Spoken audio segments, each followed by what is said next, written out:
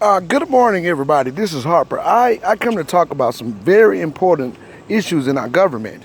And you know, guys, I usually do. If you have not subscribed to my channel, please do. I offer you my sound bite. This is Harper. Just taking a stroll and a walk, and I using my microphone here to speak. Guys, there's something I want to discuss. Now, we know we got the immigration problem. We got the ADOS movement going. And I am a descendant of slavery. I am ADOS, ADOS. And I come to share with you guys before you leave, before you unsubscribe, because I know a lot of people out there may not be, and they're opposing this movement and this agenda, this political agenda, ADOS. A lot of people are opposing it who are dignitaries and working for us as politicians. And I don't think people understand what's really going on. I keep up with Yvette Cornell, Antonio Morrison, and Darity, and my other fellow constituents inside this legacy and lineage. This is not a group, it's a legacy and a lineage.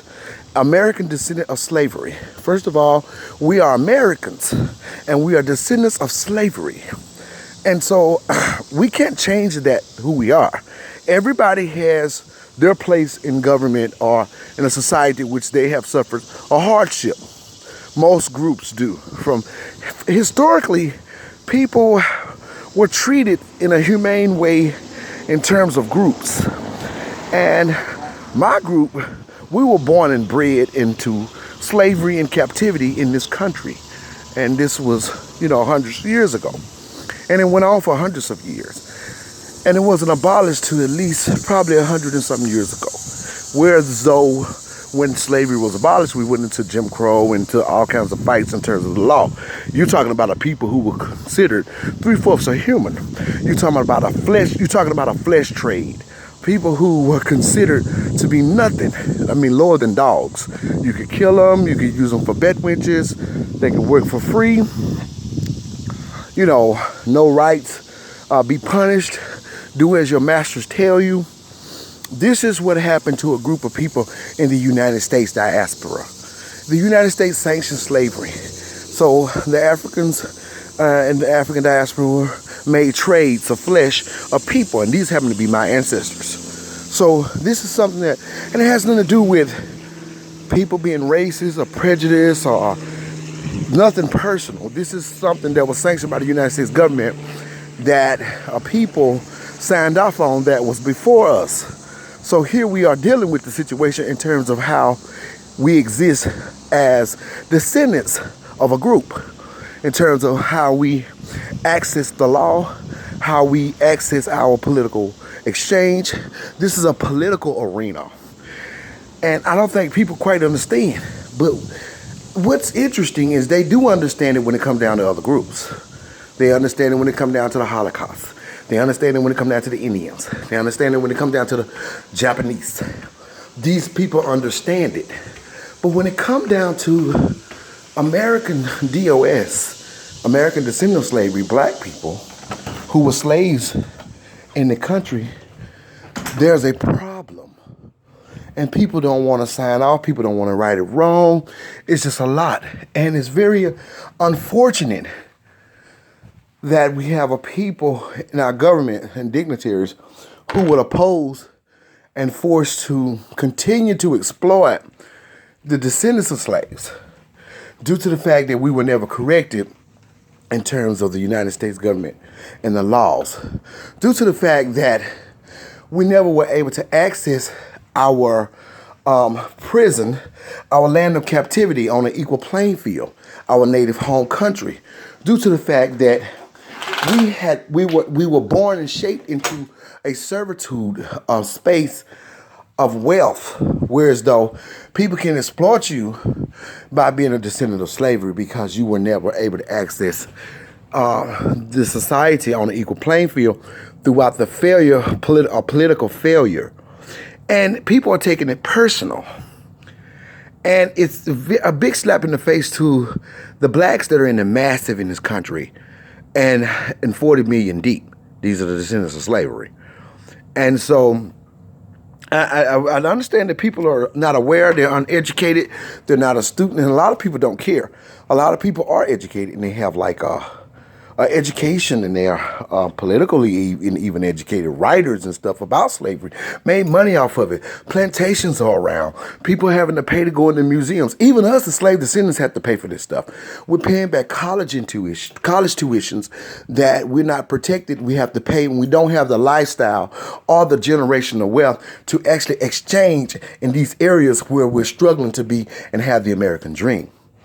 And we also have been desensitized and pretty much conditioned in terms of how things are and they should be. So we got a lot of people that are black folk that are running around saying, oh, wow, we're free, we're free, we're free. Slavery was abolished only a certain percentage of it, on a certain level.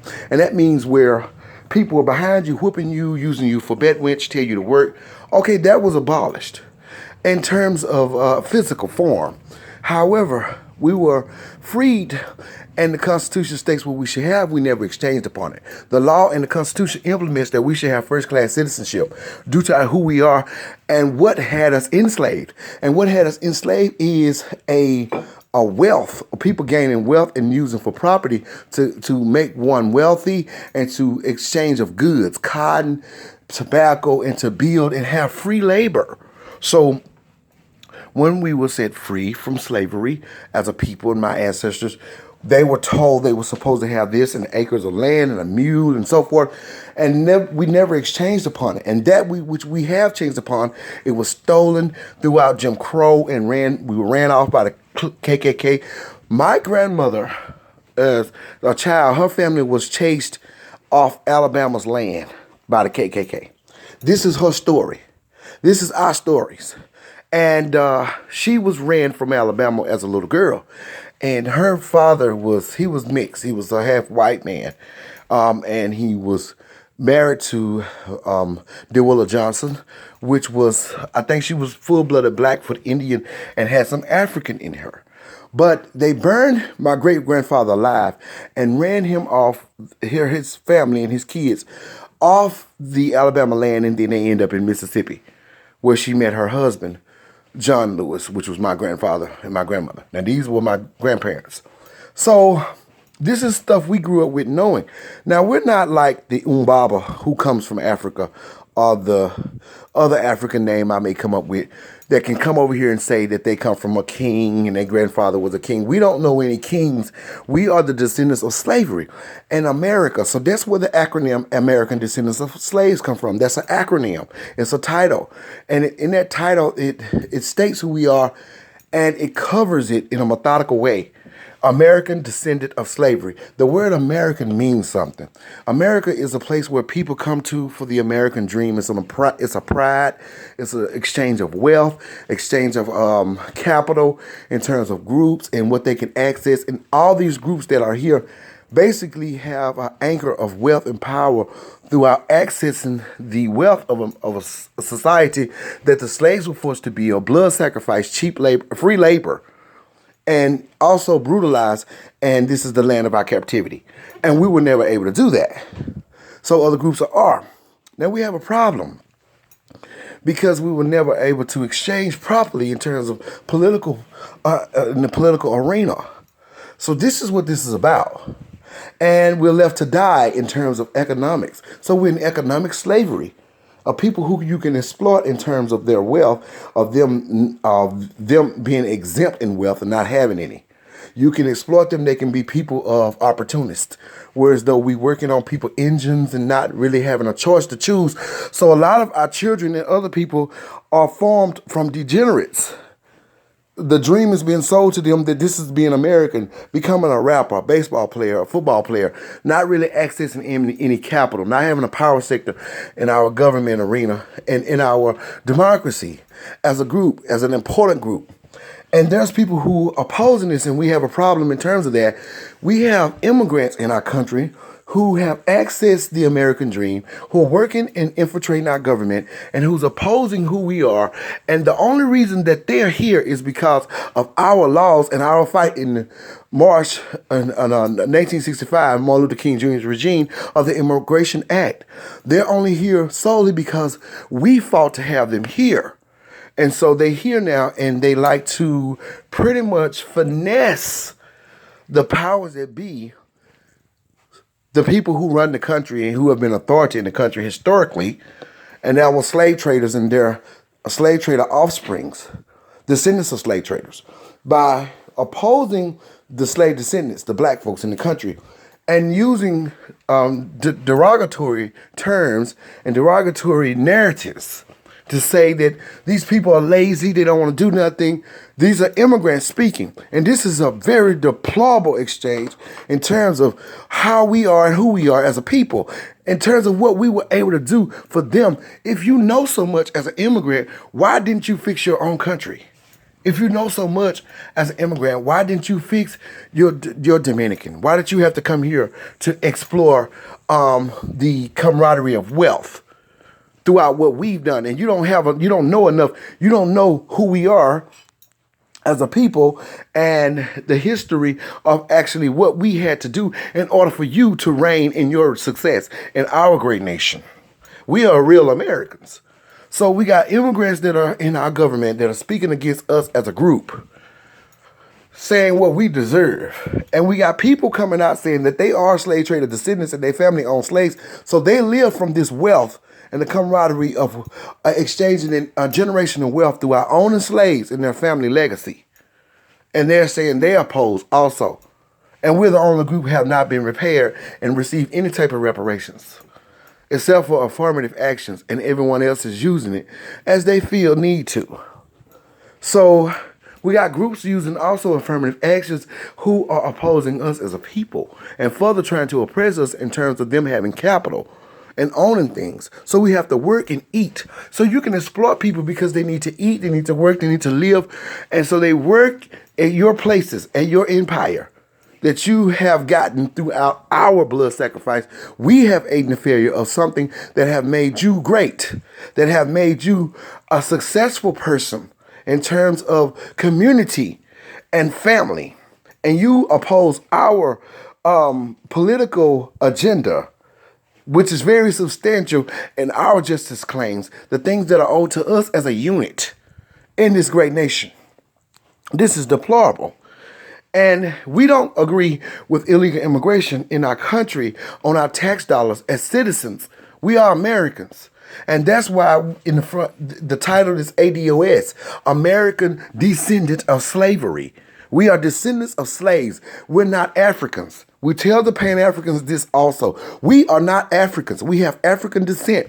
A lot of us who are descendants of slaves, unfortunately, we have other things running through our blood. We may have a percentage of white folks in us. 20%. I'm 30% Caucasian, as a matter of fact, and 50% African descent.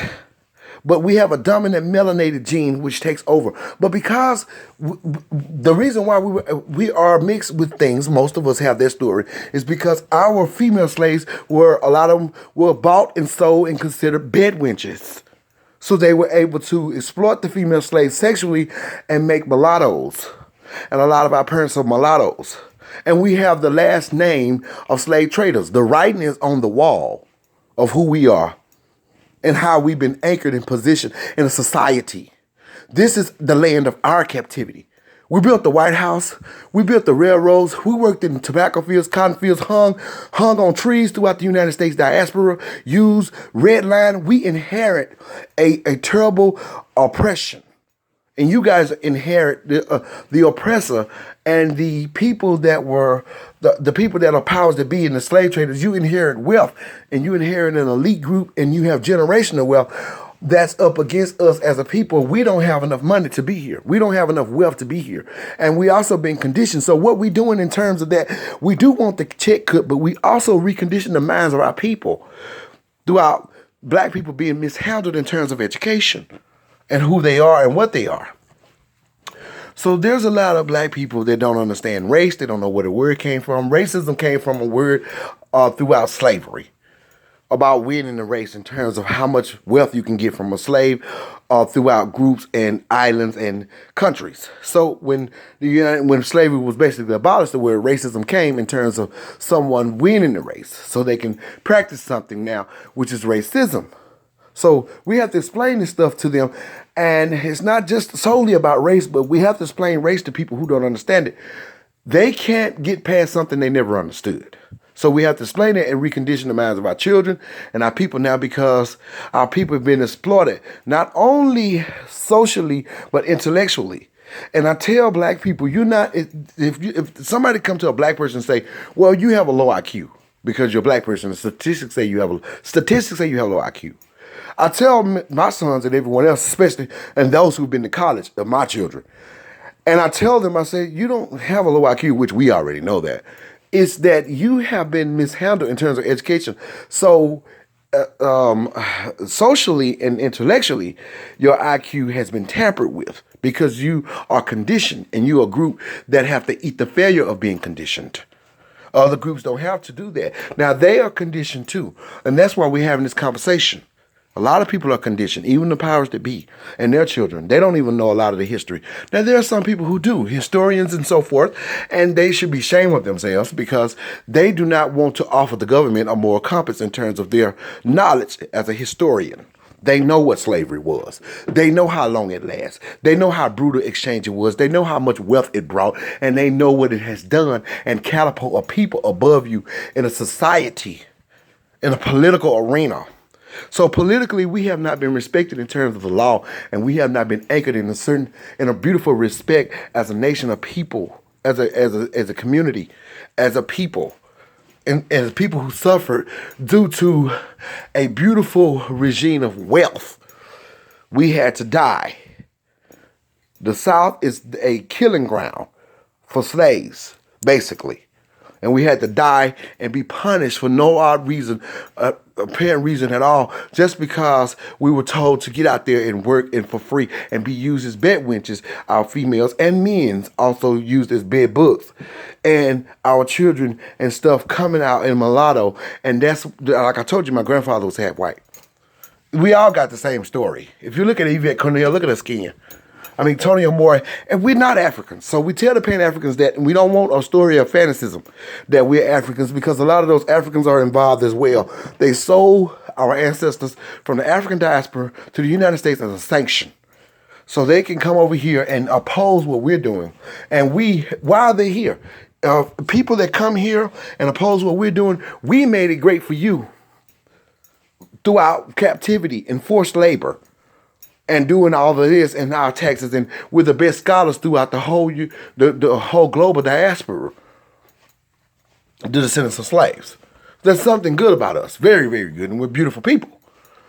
So we made it good for you to come to a society and gain some type of wealth. Even you Irish people, you belong in Ireland, where potatoes are at. You're not necessarily here, or I don't say Idaho, but Ireland. So you all come here and tell us what we should know, because you've accessed our country through our laws, which we fought for. Do you know how unappreciative that is to us as a people? So you can kiss up to the powers that be and steady exploit us or try to make us look bad, Africans and Caribbeans and all of this, talking about you professionals. Well, my whole family is professionals too. My grandmother graduated from HBCU in 1835. We're all professionals in my family, and I'm a descendant of slavery. But I am still oppressed in this country as a descendant slave, and so are my children. Now cut the check, and thank you for joining me.